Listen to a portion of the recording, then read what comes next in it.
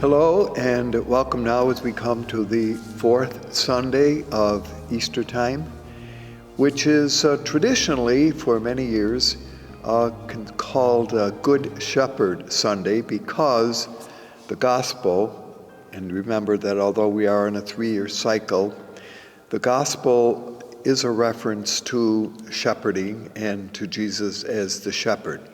So let me begin, first of all, by giving what the readings are. The first reading comes from the book of the Acts of the Apostles, this time chapter 4, verses 8 through 12.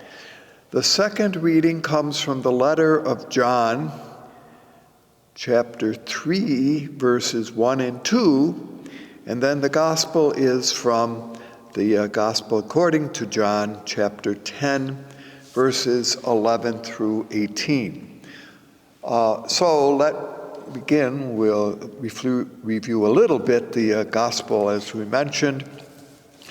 This gospel, chapter 10, follows chapter 9, which makes sense, which was the story of how Jesus cured a blind man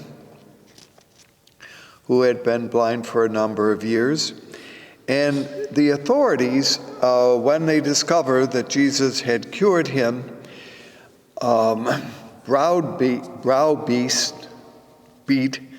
abused, and eventually cast the man who is born blind out of the synagogue.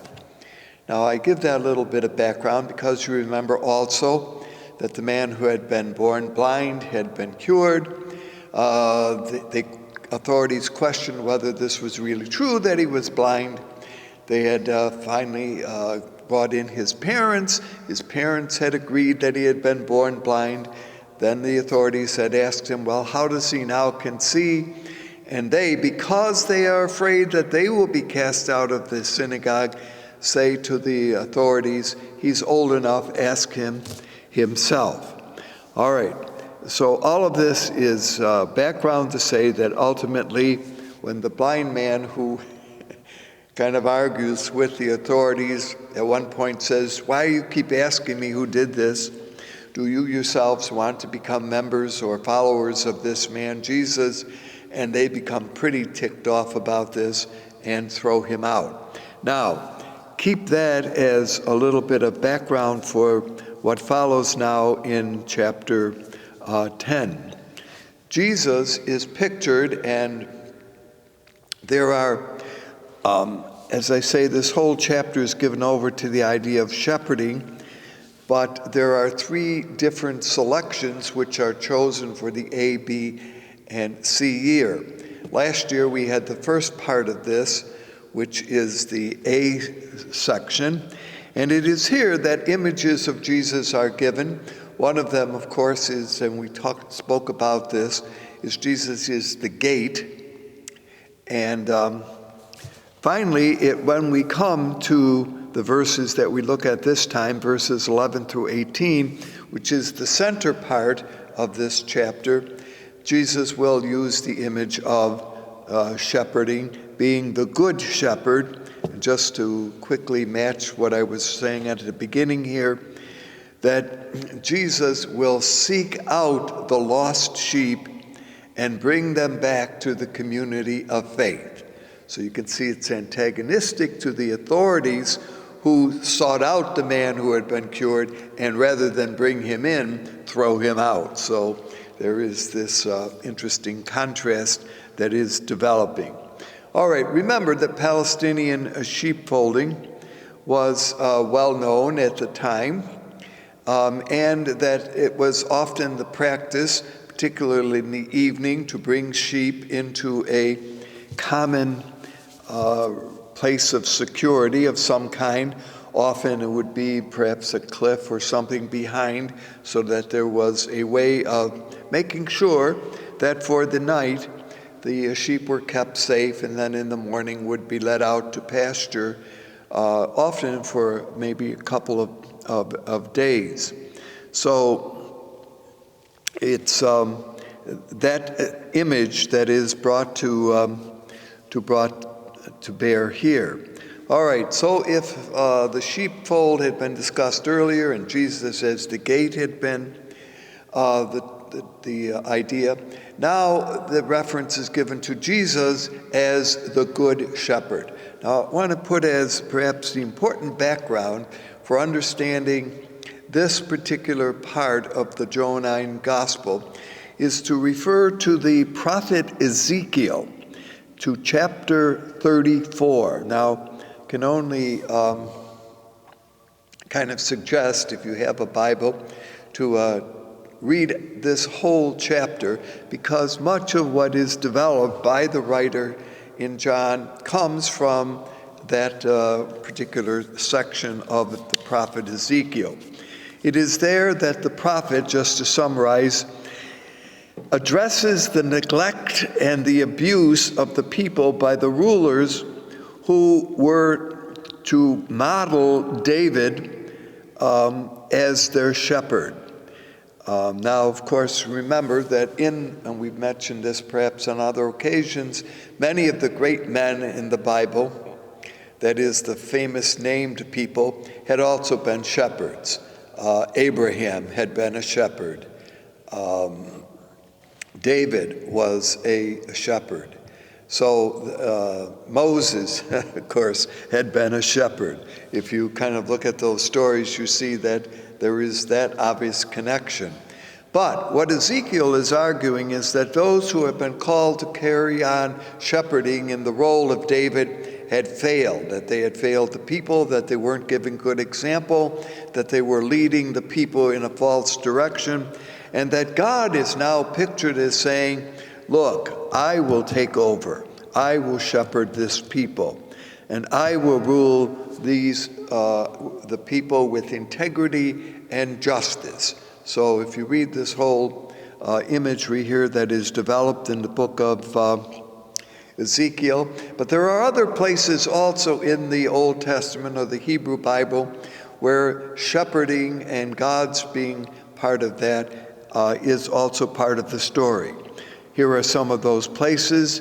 Jeremiah in chapter 31 talks about this. Isaiah in chapter 40 talks about this. Micah in chapter 5 talks about this. And also Jeremiah again in chapter 3 talks about this. So the point, that without elongating it too long, is that the idea of shepherd certainly made a lot of sense to the people of first century time. They had images of this, and here of course would be a connection that the Johannine writer is going to be making, that God says, I will shepherd the people, because those who have been chosen, again the attack kind of against the authorities, have not exercised the role that they were called to. Good. All right, so Jesus is called the Good Shepherd. Now, how does the word good, how is it to be understood? Well, a good shepherd could simply refer to an outward, physically looks good, okay? Kind of the Hollywood character, beautiful, handsome. So he is a good shepherd. Or good here could have other meanings, internal meanings like useful, noble, nobility. So these are qualities that are not necessarily physical, but which are more inherent and are displayed by the way in which the person acts. So the idea, certainly Jesus is the Good Shepherd. Earlier said that Jesus is pictured as knowing the sheep by name and calls them out of the fold. And as the Good Shepherd is willing, now of course here is a phrase that becomes important in the Johannine Gospel, ready or willing to lay down his life for the sheep, where when the wolf comes or when threatening aspects come to the sheep in the fold, they are like the hireling. Now obviously, the hireling is one who gets paid for his job. He isn't loyal to the sheep when danger comes necessarily, because after all, it's not skin off his back if something happens to the sheep. He simply saves his own life and is pictured as running away because he has no sense of ownership. Motivated only by payment, he abandons when the wolf appears, and the sheep are therefore set up to the ravishing that the wolf might give. On the other hand, Jesus, as the noble, as the good shepherd, is willing to defend the sheep and welcome them and keep them safe and give them the security which they need. So it's a nice image of Jesus as the good shepherd, of course, willing to lay down his life for his sheep. We may have mentioned this before, that the sheepfold, when they were kept in wherever the place was for safety or security, there had to be an entrance. And at night, the good shepherd became, and we spoke about this when we looked at the gate last year when this appeared, but lays down across, the good shepherd lays down across the entrance to the sheepfold, so that if for any reason one of the sheep should try to leave, or if some animal should try to enter, they have to cross the shepherd, literally lays down his life for the sake of for the sheep. So Jesus pictures that, and of course one can certainly see the nobility that belongs to Jesus. Now there's also reference here that Jesus is willing to do this for the sheep who are Israel, but also that there are others who will be part of this sheepfold. And that leads to the question by some interpreters, who are the other sheep? Now, one of those, two possible explanations. One is that there are those within Israel who have not yet come to faith in Jesus, and some of those who are beyond Israel who need to be embraced in the message of Jesus. So in other words, the other are also members of the Israeli community who, for whatever reasons, are not present at the time in which this gospel is narrated. So that's one way to look at the other. Another way to look at the other is to see them as the Gentiles, who will be, that is, those who are non-Jewish, who will be aggregated into the fold of Jesus, and so that there will be all one in all. So, and usually it's that latter understanding of other that we pay attention to. But as we've noticed on other occasions, this gospel, written particularly for fellow Hebrews who have accepted Jesus as the Messiah, may make that first understanding of others really what more was the original intention. We're never really going to totally know, but I do like to share with you some of the viewpoints that are often given for interpreting certain aspects of the Christian scriptures. So Jesus declares his love unto death, and that he will be willing even to, if need, and you can see here now predictions of his death coming up, and that is also characteristic of the fourth gospel, to frequently kind of indicate things that are going to happen in the future. But Jesus already, in his words and in his teachings, indicates something like that is going to happen. But that as he lays down his life for his sheep, he will also take it up again. Hence why this reading certainly is important in the Easter season, because it is not only his death that is mentioned here, but also his resurrection. That and he will take it up again, and it is this new life that will be shared with his disciples and with us. So those would be some comments on the second part of chapter 10, known as the shepherding section of the gospel. Now, I thought we don't often have much time to do this, that I would look a little bit at what the second reading is, which, as you will notice, for 6 weeks, the second reading comes from the first letter of John. So it began last week. It was, and the week before, we hear it again this week, a section, and then into April and May also, the second reading will come from the first letter of John. Now, a little bit of a background here, since we don't often have an opportunity to do this. There are 3 letters attributed to John. There are also, as you know, the Gospel according to John, and some argue that the book of Revelation, because it says in the opening verse, I, John, on the island of Patmos, well, so it must be the same John, have often attributed 5 works to John, namely Gospel, Revelation, and the 3 letters. However, we're pretty sure now that probably is not the case.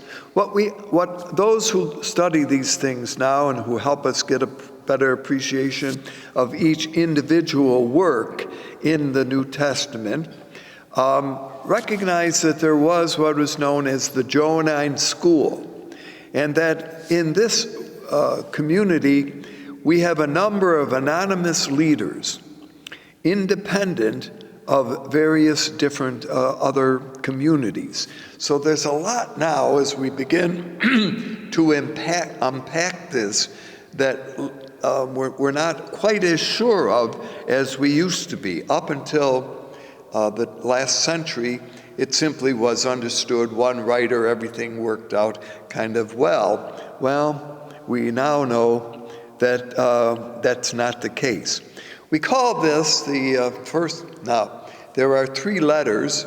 The first letter is the one that we hear in the scripture readings these coming weeks.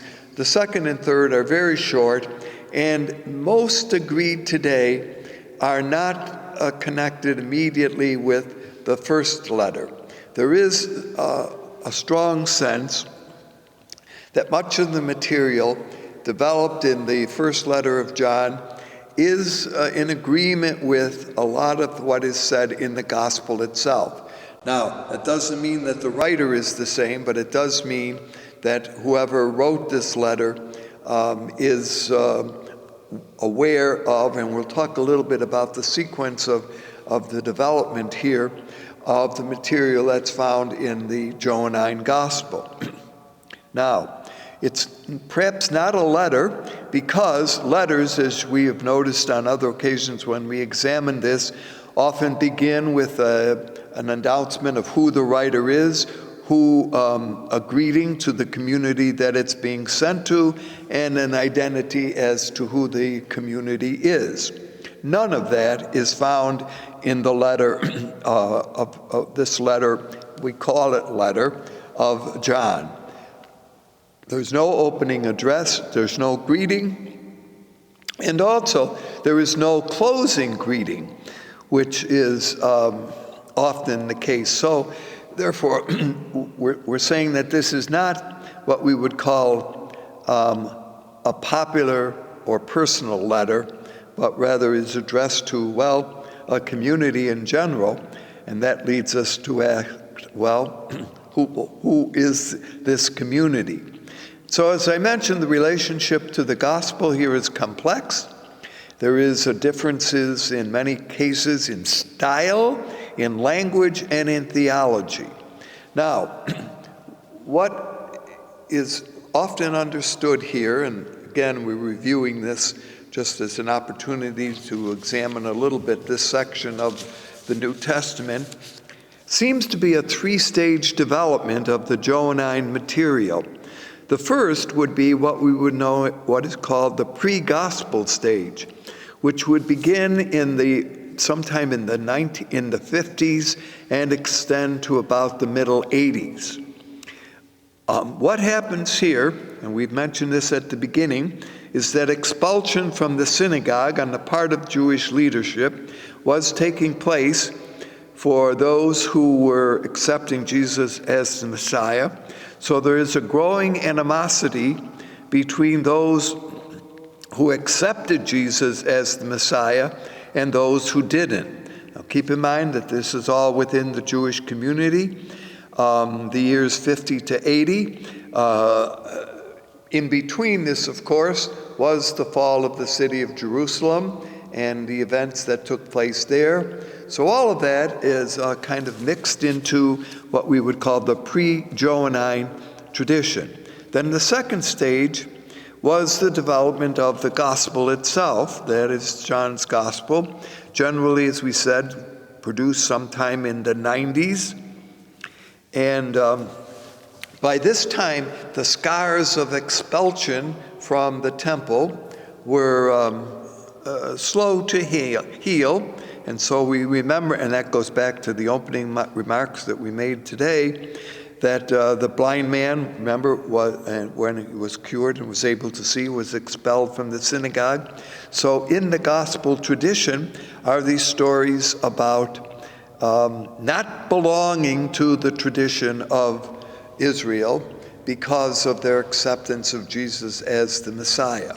What also happens in this gospel is something that we have noticed on other occasions, is the development of what's known as high Christology. A high Christology means that the knowledge of Jesus begins, keeping in mind that in the first century world, there was a three-level understanding of the universe, namely the heavens, the earth, and the underworld, that this beginning of Jesus starts up in the heavens. Hence, we go back to the beginning of this gospel. In the beginning was the Word, and the Word was with God, and the Word was God. And then in verse 18 of chapter 1, and the Word became flesh. So it descends from heaven, or from the heights. Hence, this is known as a high Christology. And we have noticed on other occasions that therefore this particular understanding of Jesus and his mission places emphasis on his birth and on Calvary. What was known, not that it was as a low Christology, meaning this is the Christology as developed, as we know, in the three synoptic Gospels, Matthew, Mark, and Luke, where we come to know Jesus here on earth. It is only gradually that the reality of Jesus as human, as a human being like us, a sharing in humanity, takes place. All right, that's a quick review and needs perhaps a little further development on other times. The third stage, all right, so that's the stage of the development of the gospel, which when you read John's gospel, sets the community of believers in Jesus as the Messiah at odds with the Jewish authority of the time. So again, perhaps interesting to note that the conflict is between the authority, the leadership of Israel and the believers in Jesus at the time in which the gospel is being written. So that would be actually after Jesus' time. We're not quite sure what exactly, although we do know there was a tension with the authorities that Jesus had by his teaching. So the third stage is the development of the letters, which would be therefore written somewhere around the year 100. So get the three stages. That's what we're reviewing here. And this reflects that there were various views about Jesus that had developed by this time. Now, perhaps the main group, and I say group because we're not sure how large these groups were. Sometimes when we speak of them, we think like they were huge, and they may have had a number. There may have been a few hundreds, but certainly not to the degree that sometimes we had thought. Was a group known as the secessionists, secessionist.